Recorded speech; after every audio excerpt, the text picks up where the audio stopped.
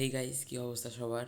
আমি আগের ভিডিওটিতে বলে দেখিয়েছিলাম যে আমার এই যে ড্রাগন ফলের পাশে একটি ফুল তা তখন পর্যন্ত সম্পূর্ণভাবে ফোটেনি। তো এখন সেটি সম্পূর্ণভাবে ফুটেছে। এছাড়াও আপনারা বলতে পারেন, ভাই পলিথিন দিয়ে কেন ঢেকে রেখেছেন?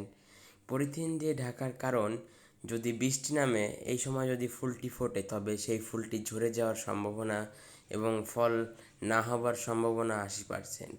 তো সেই জন্য আমি সেটি ঢেকে রেখেছিলাম, এদের সেই কাঙ্ক্ষিত ফল, এবং এই ফুলটিও আগামীতে সেই ফলে পরিণত হবে। তো এখন সময় হয়েছে এটির কৃত্রিম উপায়ে পরাগায়ন করে দেওয়ার জন্য। যেহেতু রাত্রে মৌমাছি বা পোকামাকড় থাকে না, তাই এটি কৃত্রিম উপায়েই পরাগায়ন করে দিতে হয়। তো কৃত্রিম উপায়ে পরাগায়নের জন্য আমাদের প্রয়োজন হবে এরকম একটি বাটি এবং ব্রাশ, এবং আমরা পরবর্তীতে ফুলের কাছে চলে যাব।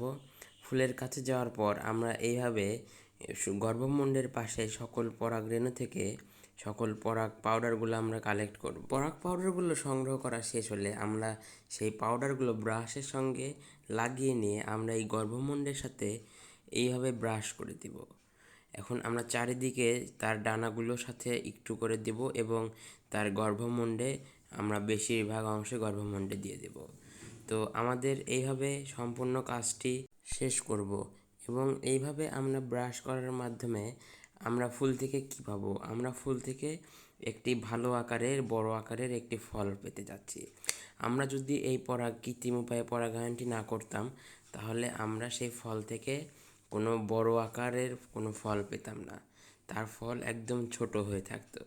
তো এই কারণেই আমাদের মূলত এই কৃত্রিম উপায়ে পরাগায়নটি করা। সম্পূর্ণভাবে পরাগায়ন করার পর ফুলের অবস্থা এখন এরকম। তো আমরা এভাবেই এখন আবার পলিথিন দিয়ে ঢেকে দিব, যাতে বৃষ্টি হলেও ফুলের কোনো রূপ সমস্যা যাতে না হয়। ওকে, টাটা, বাই বাই।